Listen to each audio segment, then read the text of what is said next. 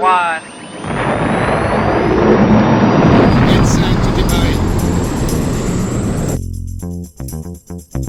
Vous êtes la crème des pilotes de l'aéronaval. Ignorez que je savais piloter un avion. Piloter, oui. Atterrir, non. J'appelle pas ça voler, j'appelle ça tomber avec panache. Compris, leader. Or, c'est comme si je l'avais détruit.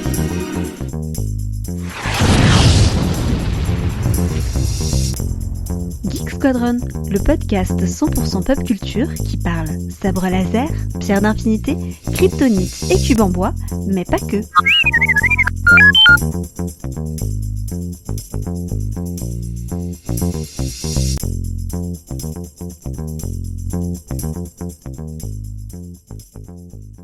Bonjour à toutes et à tous, ça fait énormément plaisir de vous voir aussi nombreux. Je vous cache pas que c'est un peu stressant aussi, accessoirement, mais bon, on va bien s'en sortir. Donc, comme vous devez le savoir puisque vous êtes là, c'est pas forcément parce que vous avez vu de la lumière, encore que la lumière est la vie. Donc,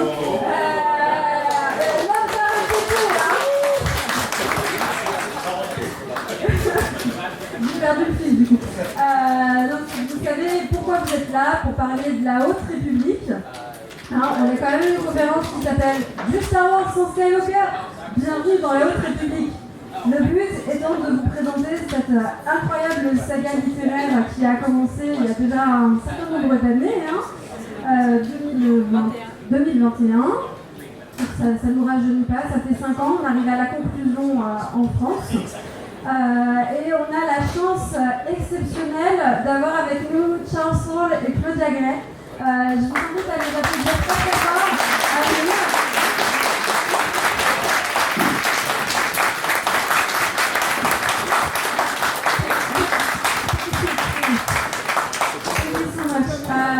We also pardon, j'ai switché en anglais. Je voudrais le dire quand pas dans les deux langues assez facilement. Alors, on a aussi la chance d'avoir avec nous Aurélien Gilles de chez Panini. Bonjour. Que vous connaissez très bien. Et Lucille Galliot, directrice de la collection Star Wars. Alors, je vous propose, tu vas avancer. Nous sommes les gardiens de la paix et de la justice. Au-delà des étoiles, s'étend l'espace presque infini. L'Ordre des Jedi avait pour mission de faire briller sa lumière jusqu'aux confins les plus sombres de la galaxie. Là-bas, sommeille un mal que nul n'a jamais appris à combattre et qui menace toute existence.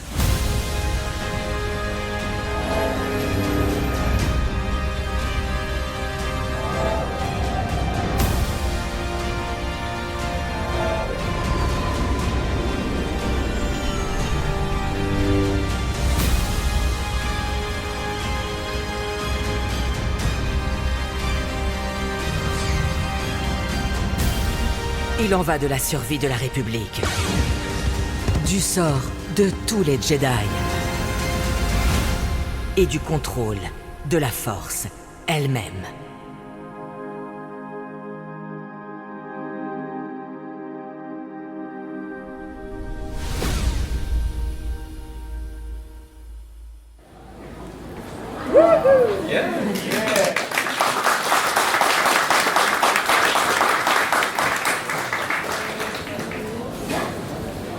Donc vous venez de voir la vidéo de présentation de la Haute République, la saga de la Haute République. Alors comme je vous disais, on a avec nous Charles Soule et Claudia Gray. On va faire des petites présentations vite fait parce qu'on vous avez très très longtemps, pas tout le temps de la conférence, donc on va aller assez vite. We're going to do a quick presentation since you're not here for a long time, for duration of the panel. So, Charles Soule, you speak French? Do you want to introduce yourself in French? Oui. Je m'appelle Charles Soule. en anglais. J'ai écrit La lumière des Jedi, le premier livre de la Haute République. Et aussi le dernier livre de la Haute République, c'était les épreuves des Jedi. Oui. Les épreuves, c'est un nouveau mot pour moi. It's, you know, I didn't even know what that was until yesterday. But anyway, merci pour le soutien et l'intérêt de la Haute République. C'est incroyable qu'il y a, you know, I don't know, 1,000 people here. Maybe, peut-être pas 1,000, mais beaucoup de personnes. It's, you know, c'est merveilleux. Merci.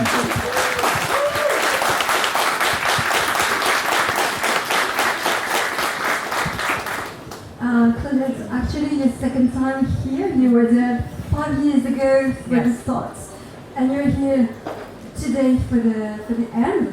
Donc Claudia était là il y a 5 ans, donc elle est venue présenter la Haute République et elle vient ici nous présenter la fin finalement de la Haute République. Donc il y a un côté la boucle est bouclée. On vous connaît avec Étoile perdue, qui est un excellent roman d'introduction. Si vous ne le connaissez pas, c'est revoir tous les événements de la trilogie originale sous l'angle de 2 personnages. C'est vraiment excellent et si vous ne l'avez pas lu, il faut, vraiment, il est disponible à la librairie. Vous avez donc aussi écrit Maître et apprenti, donc avec Qui-Gon et Obi-Wan, un roman sur la jeunesse de la princesse Leia, Princess of Alderaan, pas mal de choses, et évidemment le roman YA qui ouvrait la Haute République et le roman YA qui va faire. It's like sort of, you know, French, Qui-Gon.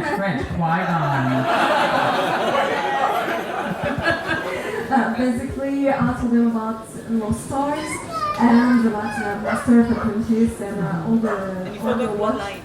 And Bloodline, bien sûr. Il y a du sang aussi, un roman. C'est plutôt toi, Lucille, là, qui pourrait en parler.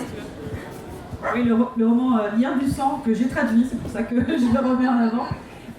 C'est donc autour de Leia, parce que c'est un des personnages préférés de Claudia, Leia. Donc elle a écrit un sur son adolescence, et puis elle a écrit ce roman Bloodline, Lien du sang, qui s'intéresse à Leia entre le retour du Jedi et l'épisode 7, le réveil de la Force.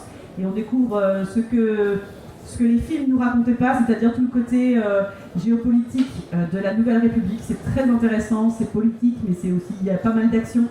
Et en fait, c'est le moment où la galaxie va découvrir que Leia est la fille de Dark Vador, parce que ce n'était pas une info connue de la galaxie, et ça va lui poser des problèmes pour sa carrière politique, évidemment, et ça va nous expliquer pourquoi elle va être amenée à créer la résistance. Voilà, donc beaucoup d'infos qui permettent d'enrichir la postlogie. Alors, la Haute République, comme vous le savez certainement, parce qu'on en parle quand même depuis 5 ans, c'est un projet cross-média. Cross-média, ça veut dire que ça rassemble en fait pas mal de supports différents. On va avoir des romans adultes, des romans jeunesse, des mangas, des comics, séries télé, jeux vidéo. Ça, on va en reparler un petit peu plus tard. C'est pas la première fois dans Star Wars qu'on a une initiative un peu de ce style-là. La première, pour les plus anciens d'entre nous, vous vous rappellerez peut-être des Ombres de l'Empire, c'est une histoire qu'on allait suivre sur un roman, un comics, un jeu vidéo et une bande originale. Mais c'était pas quelque chose de très grande ampleur. Ensuite, Lucasfilm s'est essayé à une saga littéraire, Le Nouvel Ordre Jedi, ça doit parler déjà un petit peu plus, où là on était sur 19 romans écrits par 12 auteurs différents. Autant vous dire que c'était quand même quelque chose d'assez conséquent, ça a été vite un petit peu le bazar aussi. Et donc chez Lucasfilm Publishing, ils ont capitalisé sur ces 2 expériences pour ensuite proposer un projet qui est celui de la Haute République. Et ça m'amène à vous poser cette question-là. Mon téléphone s'est verrouillé. How this project came to be? We know that Michael Sigmund handpicked each and every one of you, the 5 luminous. But how did that recruiting process go? En fait, je leur demande comment s'est passée en fait la genèse du projet. C'est-à-dire qu'on sait qu'ils ont été chacun choisis personnellement par Michael Stigman, qui est le directeur de l'éducation de publishing. Je voulais savoir un petit peu comment s'était passé ce process de recrutement. Le processus commence avec le téléphone. He called us. I'll use English for a minute. He called us all and said, "I'm doing this thing, this big project. Would you like to be involved?" He did not explain. He did not give details. He said there would be 4 more writers who would be part of it. He did not give names. So we did not know who would be doing the project with us until we showed up in Northern California on our way to Skywalker Ranch. There was a van that took us all to Skywalker Ranch, and we met each other that day. You didn't know the names before? No, not really. It's also a better story if we didn't. Oh, okay, sorry. Because I did, not long before, but before. Yeah, it was probably the... Donc ils les ont appelés en leur disant il y a ce projet qu'on veut faire, est-ce que ça vous intéresse? Il y aura 4 autres écrivains avec vous, à chacun ils disaient ça, et en fait ils ne leur ont pas donné les noms des autres auteurs avant qu'ils se rencontrent tous en Californie sur la route pour le Skywalker Ranch. Et Claudia dit mais toi tu connaissais pas les noms parce que moi on me les avait donnés quelques jours avant. Il fait non c'est une meilleure histoire si on ne connaissait pas les noms. You can continue. I found out shortly before, and what was interesting to me was we were from, different places in the U.S. and one person in the United Kingdom, except Daniel Jose Older and I, who at the time lived about a 7-minute drive from each other. And so we went out to lunch like, what is this going to be? Ils venaient un peu de partout, du coup, dans Grande-Bretagne, un peu partout, etc. Sauf que Claudia et Daniel Jose Older vivent à 7 minutes en voiture l'un de l'autre, et donc ils avaient pu faire un déj en disant mais qu'est-ce que ça va être que ce truc? Mais pour moi, la première fois c'était dans le petit autobus à Skywalker Ranch, and so we started the conversation there, and it continues to this day. We became very close, une petite famille, which is wonderful. Et du coup, ils se sont rencontrés à ce moment-là et ils sont devenus très proches, une petite famille, comme il a dit en français. Et c'est formidable, ils ont commencé la conversation à ce moment-là, une conversation qui dure encore aujourd'hui.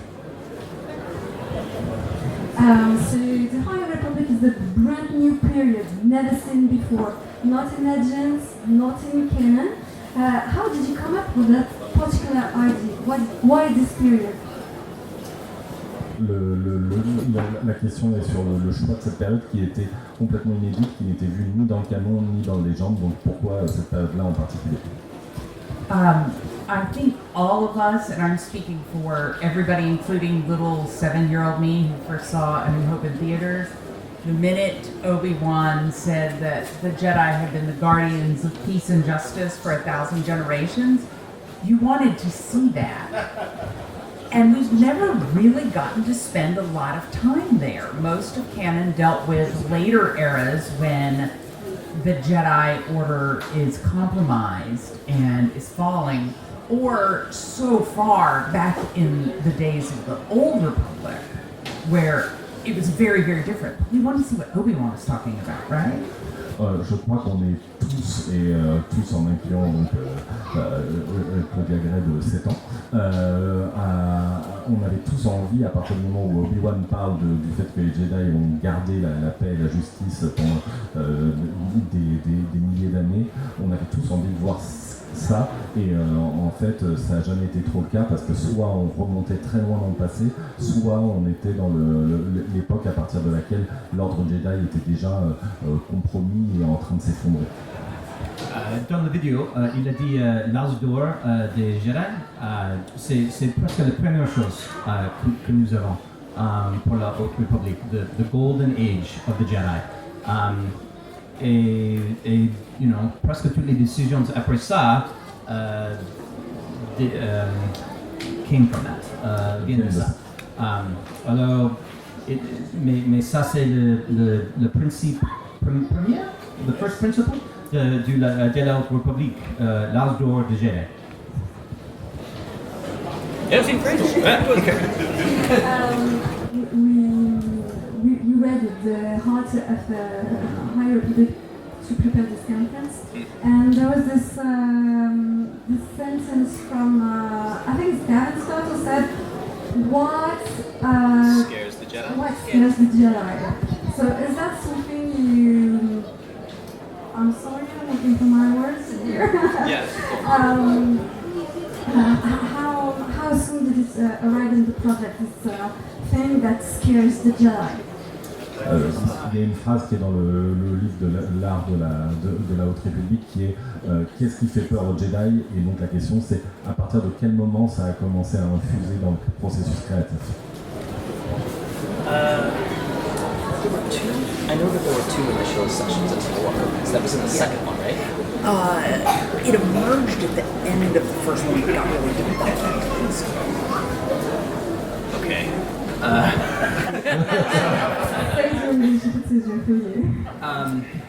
Il a été 2 fois à Skywalker Ranch. Dans la première fois, nous avons 5 grandes idées pour l'initiative. Ça c'est avant que c'était la Haute République. C'était seulement le ciel bleu, ouais, le blue sky ideas. J'ai eu une grande idée, Claudia a eu une grande idée, et Kevin, il aime les histoires d'horreur, les monstres, des choses comme ça.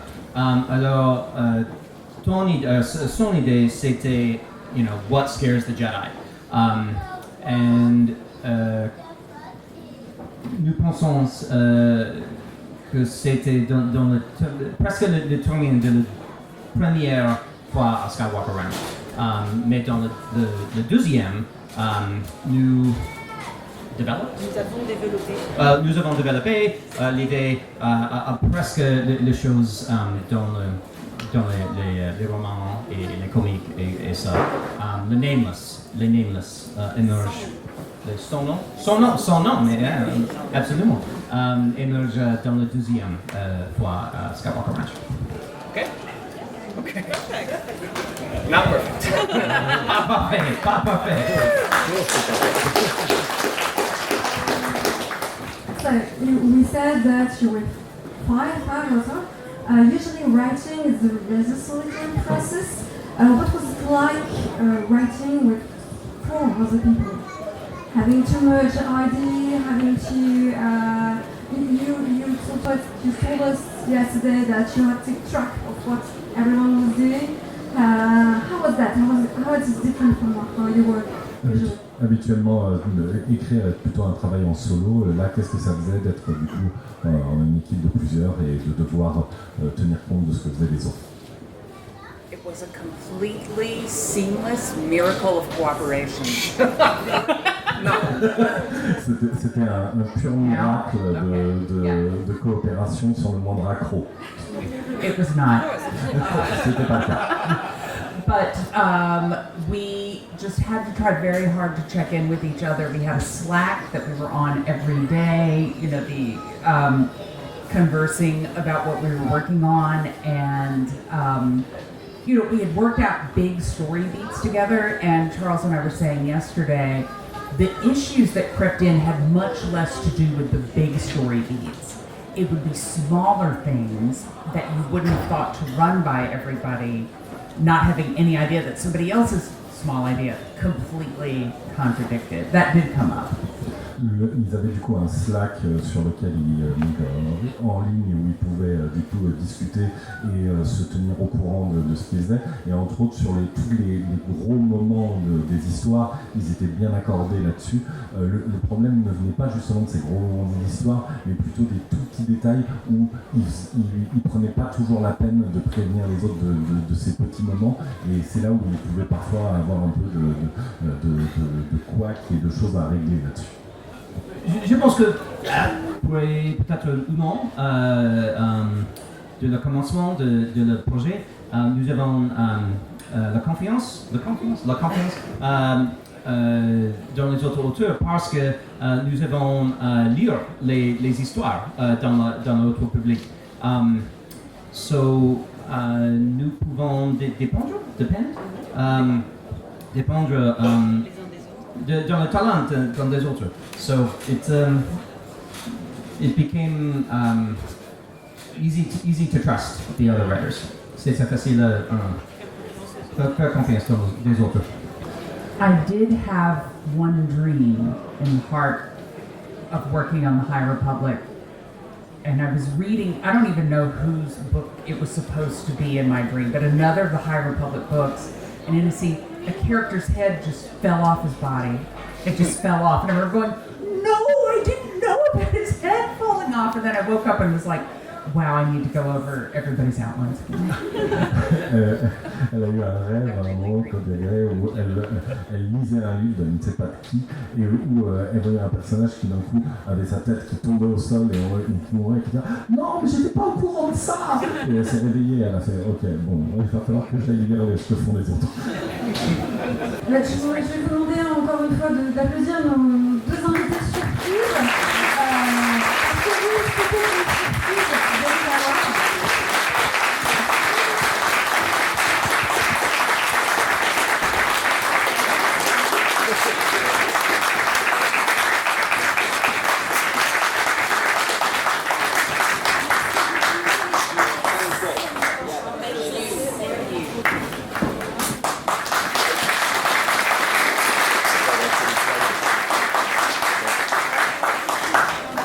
Oui, parce qu'en fait, c'était pas prévu qu'ils soient avec nous.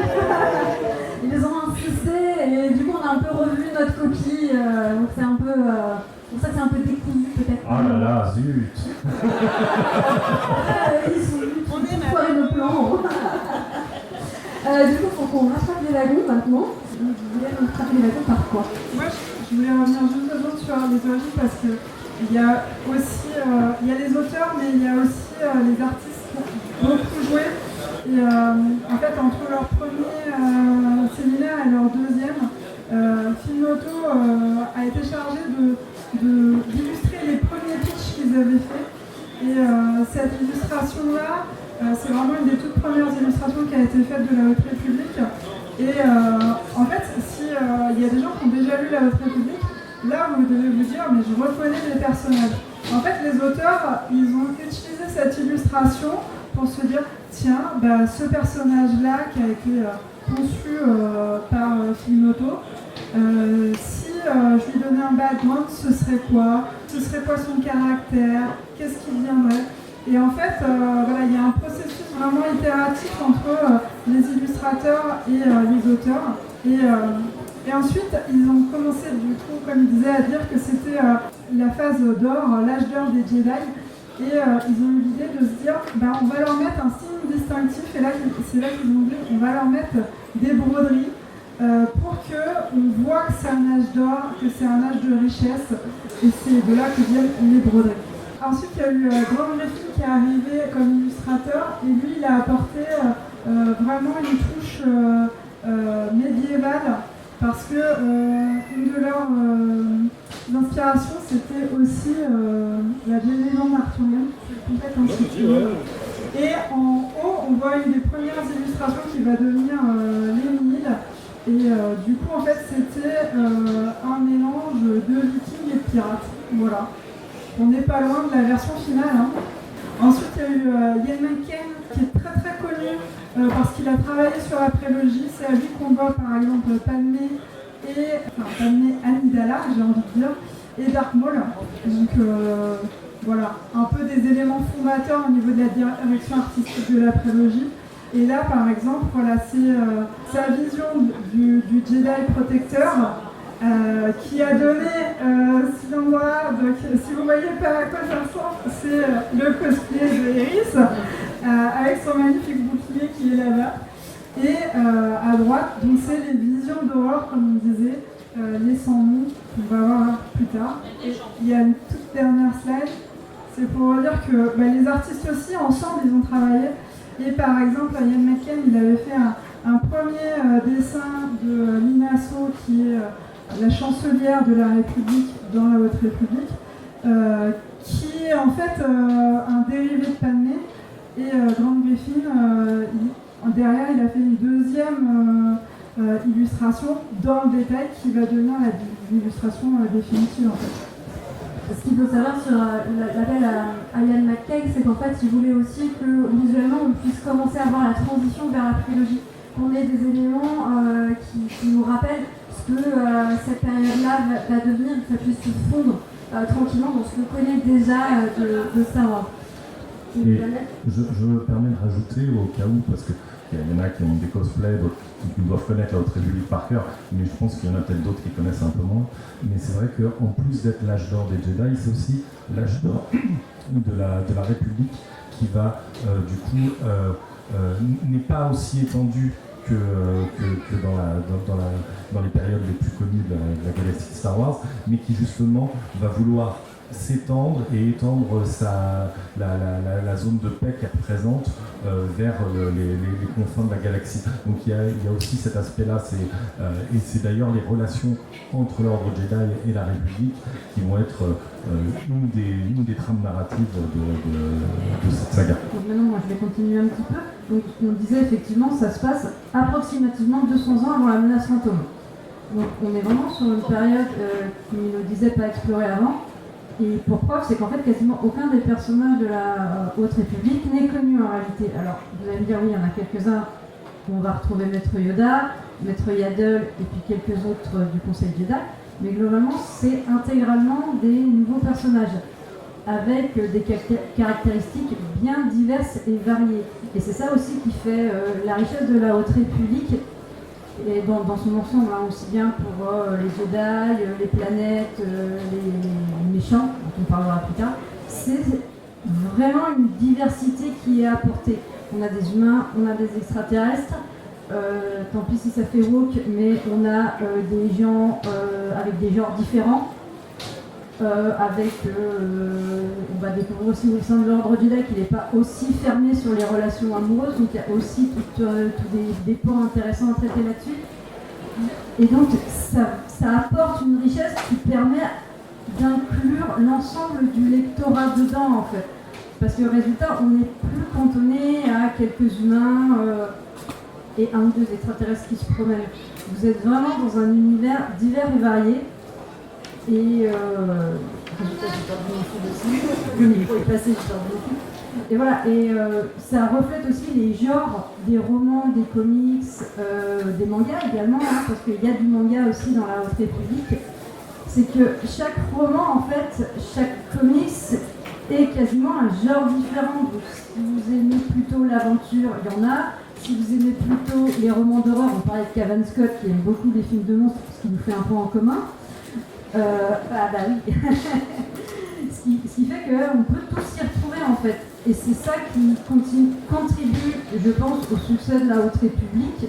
C'est vraiment un apport large. Et c'est normal, vu qu'on est dans une apogée d'une civilisation en fait. Je voulais rajouter qu'en plus, du coup, malgré le côté foisonnant, le fait qu'il y ait plein de romans, qu'il y ait plein de comics, cette variété de genres et de personnages permet de faire qu'on s'ennuie vraiment jamais, on n'a jamais l'impression d'être en train de relire un énième roman ou comics qui ressemble à ce qu'on vient de lire avant. On est dans une vraie variété aussi du coup dans ce qu'on lit, dans ce qu'on découvre. Alors, on parlait des âges d'or à la fois des Jedi, à la fois de la Haute République, de la galaxie hein, quelque part. Donc on a cet imaginaire un petit peu qui va ressembler à la conquête de l'Ouest. On est beaucoup dans ce vocabulaire-là, la frontière, l'expansion, la colonisation, etc.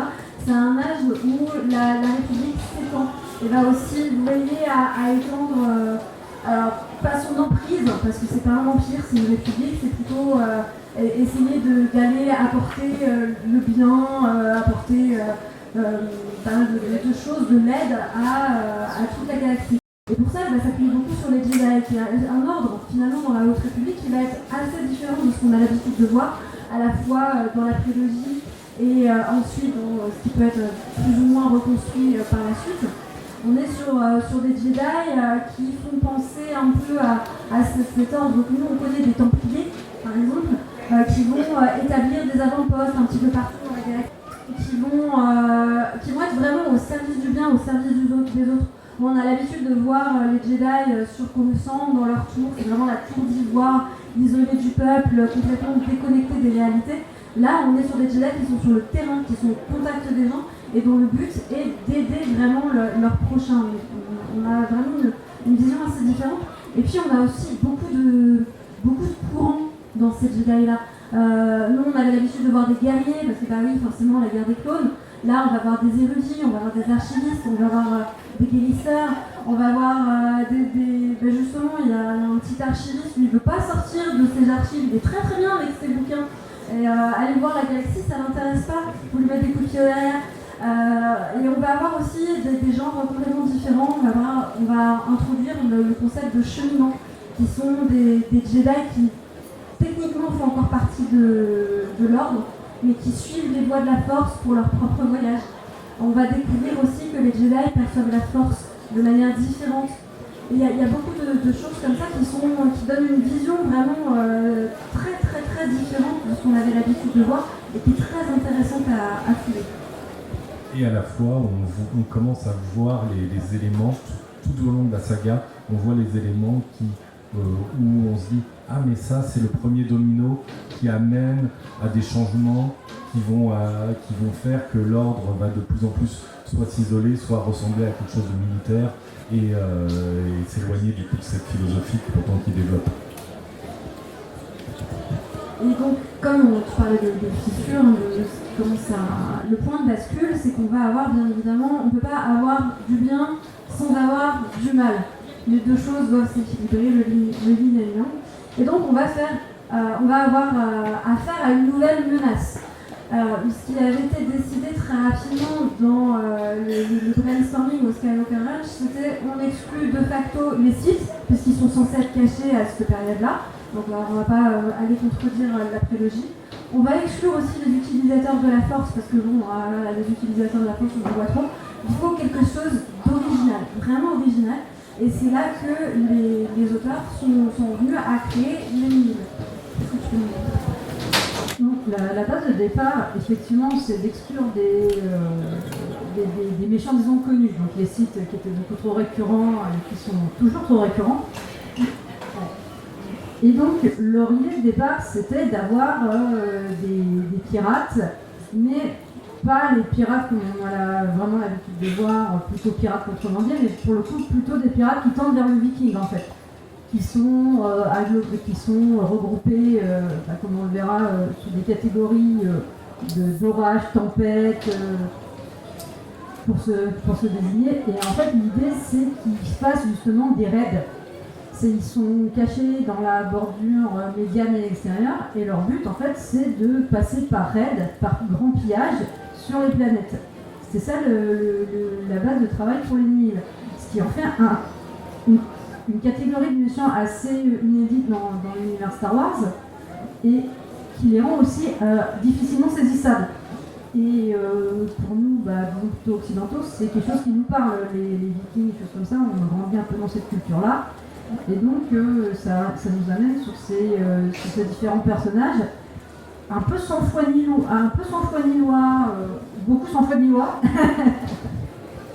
Je vais juste rajouter que justement le but c'était aussi d'être très très différent de l'Empire qui est soi-disant l'ordre. Voilà. Et là, forcément, pour être différent de l'ordre, c'est le chaos. Je rajouterais aussi que sur la description, en fait, ils font pas si peur que ça. On se dit oui, ok, des Vikings qui n'utilisent pas la force, qui font des raids. C'est vraiment ça qui va faire peur à l'ordre Jedi au moment de son âge d'or, à d'autres quand même. Et en fait, ce qui est très bien mené, c'est que il va avoir un élément déclencheur très tôt dans la saga, dès le premier roman, et dès le premier tiers du premier roman, qui va venir en fait bouleverser un peu certaines règles établies de la galaxie et qui vont les rendre en fait plus dangereux qu'il n'y paraît et surtout aussi plus imprévisibles. On ne comprend pas trop comment ils ont réussi à faire ça. En tout cas du côté des gentils, nous très rapidement en tant que lecteur on en sait davantage que les héros. Et le fait est que entre ça et le fait que le leader des Nihil, Mark Munro, est un personnage très, très fascinant, on va se retrouver avec des méchants qui ne représentent pas une menace forcément aussi terriblement puissante que peut l'être un Vador ou l'Empereur ou l'Empire, mais où on a néanmoins extrêmement peur pour les héros parce que la violence des Nihil fait que on sait bien qu'ils vont pas gagner, ils vont pas prendre le contrôle de la galaxie ou de quelque chose comme ça, on le sait vu qu'on a l'histoire 200 ans après, mais on a quand même peur pour les personnages parce que individuellement, on sait très bien que tous ces personnages nouveaux ne vont pas forcément survivre à toute la saga. C'est dans la série Monstre parce que finalement c'était quand même un élément important, qu'est-ce qui fait peur aux Jedi. On a quand même dans les auteurs un maître de l'horreur qui est Cavan Scott, qui a un peu poussé ces trucs quand même, il faut le dire. Et on a une autre menace. En plus des Nihil, parce que juste les Nihil ça suffisait pas, il fallait rajouter quelque chose. On a des monstres plantes. Il n'y a pas d'autre façon de décrire, c'est des bébêtes, des plantes, des maléfiques, qui sont là juste pour être maléfiques finalement, mais qui représentent aussi une menace un peu à la manière de Nihil, avec leur côté désorganisé, où ils peuvent attaquer d'un côté, réattaquer de l'autre, etc. Une plante, c'est comme une hydre. En fait, vous en coupez un bout, ça repousse de l'autre côté. Donc comment on tue un truc qui se régénère en permanence? Et ça va aussi beaucoup... Avec du Roundup. Ouais, c'est pas très écolo. Non, c'est pas très écolo. Je vais protester énergiquement. Du coup, voilà, on va aussi glisser très, très doucement dans l'aura. Tout à l'heure, Sabina, tu parlais de différents en fait, des romans. On a parlé de romans d'aventure. On a un glissement dans l'horreur avec les romans qui vont parler des Drengir. Et voilà, il y en a un petit peu pour... Tout à l'heure, j'ai parlé de domino, mais dans autre chose, mais là, il y a aussi cet effet-là, c'est-à-dire que la déstabilisation que causent les Nihil vont justement réveiller les Drengir dans un autre endroit et faire que ce qui était une situation à peu près contrôlable commence à devenir de moins en moins contrôlable pour les Jedi parce qu'il y a plusieurs fronts qui s'ouvrent face à eux. Oui, parce qu'en finale, on n'a pas trop parlé de ça, parce qu'on est un peu décousu, donc on va le faire. Ça va, c'est pas trop... Non, voilà. C'est bien. C'est parce qu'en fait, donc, on vous parlait de la Haute République, on vous en parle depuis tout à l'heure, comme si vous saviez tous exactement qu'est-ce que c'était. Il faut rappeler quand même que la Haute République, cette saga littéraire, elle est divisée en 3 phases. Parce que 3 trilogies, donc 3 phases. On a une première phase qui se passe, donc, comme on vous disait, à peu près 200 ans avant la menace fantôme. Et puis après, les auteurs ils nous ont fait une George Lucas et ils sont repartis dans le passé. 350 ans du coup avant la menace fantôme, donc 150 ans avant l'histoire de la phase 1, pour revenir aux origines du mal, pour ensuite mieux le tacler dans la phase 3 qui se passe 1 an après la fin de la phase 1. Vous suivez toujours? Ouais. Ça va? Phase 1, phase 3 et après flashback avec la phase 2. Voilà. Chaque phase est divisée en plusieurs vagues. Ça suit toujours? C'est bon? Et donc là, on va plutôt commencer à parler de cette première phase. On essaie de rester 100% sans spoiler. C'est très dur, mais on essaie. Donc l'idée, en fait, c'est que sur cette première phase, cette première vague, tout commence par une catastrophe. Donc là, on a notre roman catastrophe. Pour le coup, on est vraiment dans un récit de film catastrophe.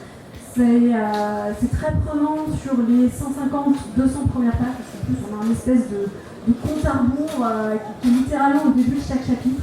C'est extrêmement prenant. Et avec cette catastrophe, Charles Saul, donc, qui était là tout à l'heure, nous place toute la géopolitique de la Haute République, toutes les factions qui sont présentes. Et il va nous... Mais en fait, il nous a fait George Lucas là aussi, c'est-à-dire que si vous vous rappelez qu'on est commencé par l'épisode 1 ou l'épisode 4, notre visionnage de Star Wars, on arrive, on est balancé dans un monde où en fait on connaît rien. Quand on regarde l'épisode 4, on nous parle de Darth Vader, on nous parle de druides, on nous parle de princesse, et nous on est là, attends, l'Empire c'est quoi, machin, et on comprend au fur et à mesure, les choses se dévoilent au fur et à mesure, on ne fait pas une grande introduction, alors machin, ces trucs, et lui, il fait ça, voilà. Et c'est exactement la même chose avec la lumière des Jedi. Charles Saul nous balance dans le grand bain, démerde-toi, tu vas réussir à nager. Et on réussit à nager. Et on rattrape les wagons, et qu'on ait vu du Star Wars, qu'on ait vu du Star Wars ou pas, on peut tout à fait comprendre tout ce qui se passe là-dedans. Et donc c'est cette grande catastrophe qui va, l'effet domino dont tu parlais tout à l'heure, on a une catastrophe qui va finalement commencer à dévoiler des ennemis, qui vont dévoiler des ennemis, qui vont dévoiler plein de problèmes pour la République et pour les Jedi. J'ai tout dit en fait. Et je pense qu'on peut aussi préciser quelque chose d'intéressant, c'est que les romans ou les comics sont pour tous les âges. Parce qu'on a des romans adultes, on a des romans young adultes, et on a des romans jeunesse. Donc ça permet aussi bien aux parents qu'aux enfants d'être inclus dans cette haute république. Alors moi je la pas en français, mais il y a aussi vraiment des romans pour les tout petits.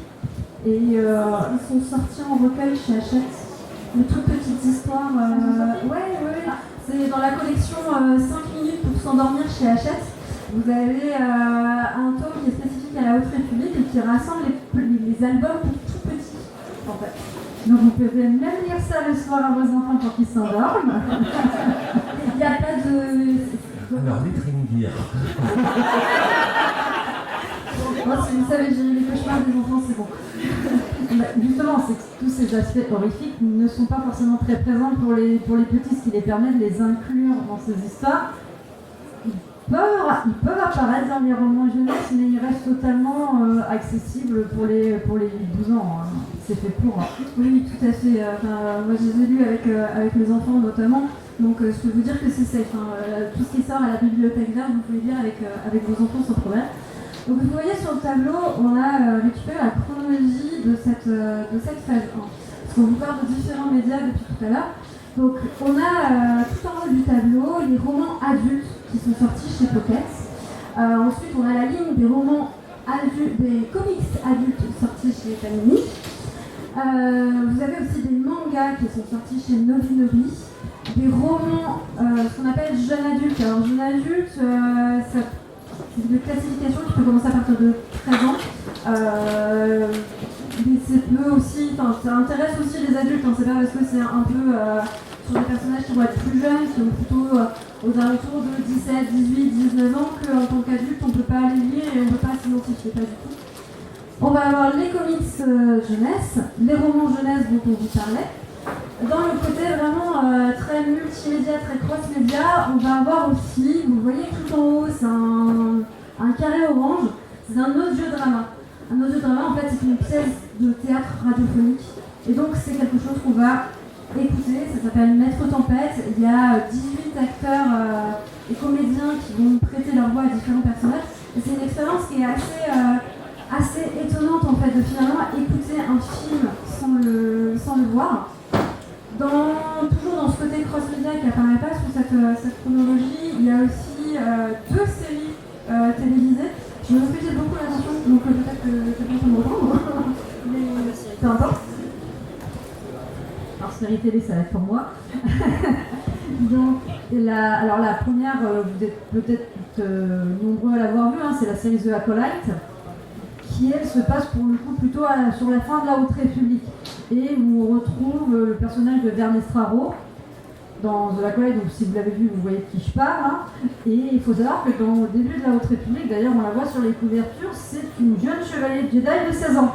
Oui, elle est en couverture du roman jeunesse Bibliothèque verte, par exemple. Ouais. Mais voilà. Donc, la série a été développée justement sur cette vague de la Haute République. Et après, toujours pour les petits, sur Disney+, il y a donc les aventures des petits Jedi, que je recommande absolument pour les enfants. C'est très très accessible. Alors pour le coup, ça vise vraiment les 4-8 ans, 4-6. Donc c'est vraiment... Qui dit mieux Bref, pour tout ce qui est un peu petit là. Et pareil, c'est très accessible, c'est très rigolo. Et pour les plus grands, sachez que Maître Yoda intervient régulièrement dans cette série. Et c'est un Maître Yoda bien différent de ce qu'on peut voir dans la prélogie ou plus tard avec Luke. C'est un personnage qui va beaucoup évoluer au sein de la Haute République, sans vous spoiler. Hein. Du coup, c'est pour les tétards. Ils n'ont même pas le statut de Padawan encore. Il y a aussi un jeu vidéo qui est en préparation par le studio Country Wheels, qui est le jeu Eclipse. Bon, c'est toujours un peu... Il est encore annoncé, mais bon, il est en développement depuis tellement longtemps qu'on ne sait pas trop. On verra bien. Ce qui est intéressant aussi avec la Haute République, c'est qu'il y a des ponts avec absolument tout. Vous avez... alors, ça emprunte beaucoup à ce qui avait déjà été fait dans le canon. On va retrouver les Santeka, donc si vous aviez apprécié l'apparition de Lord Santeka dans ces 3 secondes à l'écran du réveil de la force, vous allez retrouver cette famille de prospecteurs de l'Hyperespace. Il y a aussi, c'est des cross-références, on va retrouver des graphes dans c'est Aventure pour un monde rebelle de Cameron Scott, qui était une petite série de la Bibliothèque Verte.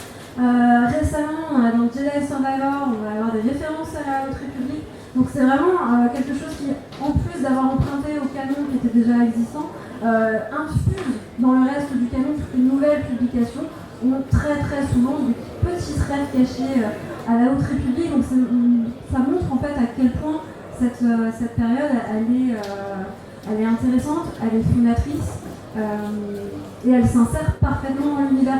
Pour ceux, par exemple, les nostalgiques de l'univers étendu, légende, j'en fais partie.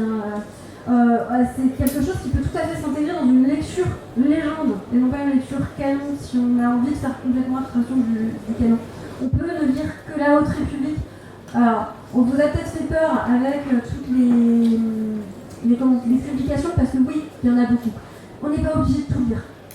On peut, ça s'appelle être complétiste, mais on peut choisir, par exemple, si on peut ne s'attarder que sur les romans adultes. Dans ces cas-là, je conseille quand même qu'on lise les comics adultes parce que les deux se réveillent. De même pour les romans YA, donc les romans jeunes adultes, on conseille quand même aussi de les doubler par les comics jeunesse.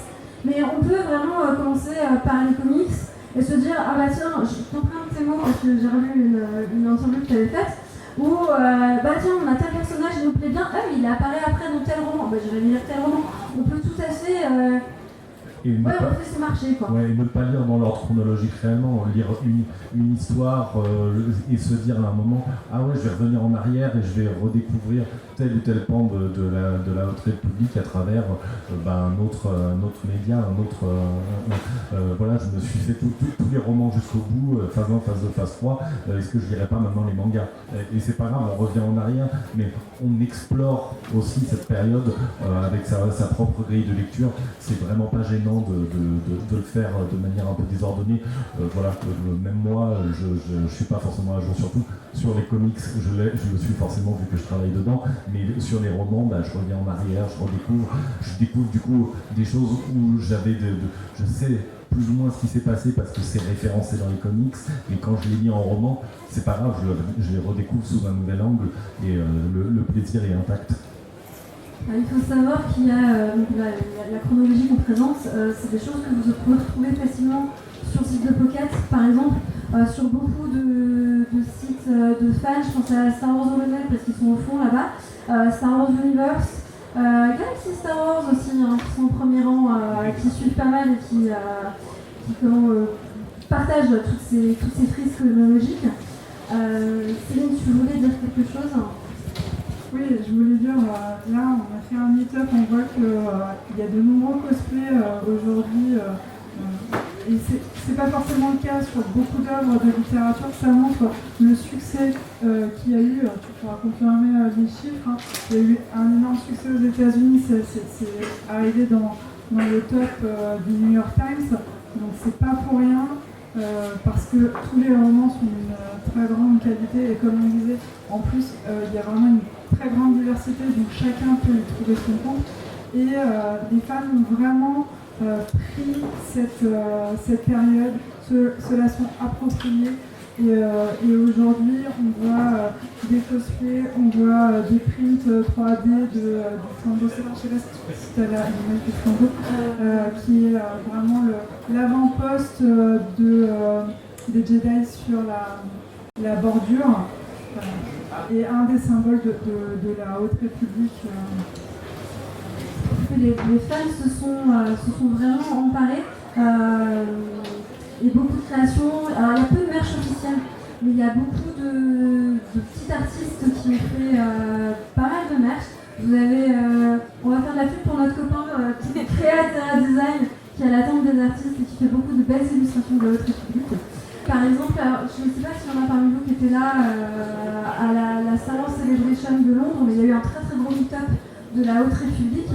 La conférence Haute République a fait salle comble avec plus de 3000 personnes dans le public. Donc c'est montré vraiment un très très grand engouement. Il y a une très très très grosse communauté Haute République, à la fois anglophone et francophone. Et c'est vraiment génial de vivre ça. C'est cette saga dans la saga. Et voilà. D'ailleurs, si vous êtes fan de la Haute République, n'hésitez pas à rejoindre le Discord, le Flambeau Stellaire, où on est déjà une petite tripotée de fans de la Haute République, on vous attend avec plaisir. On remettra les liens. Alors, c'est vrai qu'on a enchaîné directement, on a présenté Tienso, le Claude Allier, on ne s'est même pas présenté nous-mêmes, en fait je réalise. Donc on est le Geek Squadron. Donc à l'origine c'est Céline et moi-même. Et nous avons pour invité, on a présenté Aurélien, mais aussi notre amie Salina, avec qui on a déjà fait des émissions de la Haute République. Vous pouvez nous retrouver en tapant simplement le Geek Squadron. On a une chaîne YouTube, on est hébergé par PodCloud, donc vous trouvez l'essentiel de nos podcasts qui sont disponibles sur toutes les plateformes. On mettra le lien vers le Discord sur nos différents réseaux sociaux. Nous, il va falloir qu'on termine parce qu'on va se faire jeter dehors parce que derrière nous, il y a des papas des guerres de Lucas. On va leur faire de la pub, même s'ils n'en ont pas besoin, parce que c'est vraiment génial ce qu'ils ont créé. Si vous n'avez pas vu les guerres de Lucas, franchement, allez à la librairie, prenez-les, achetez-les, ça se dévore tout seul, c'est absolument génial. Écoutez leur conférence qui va venir juste après. On voudrait vous remercier tous et toutes pour votre attention, pour votre présence. Et puis, j'ai envie de dire, pour la lumière et la vie. Hein.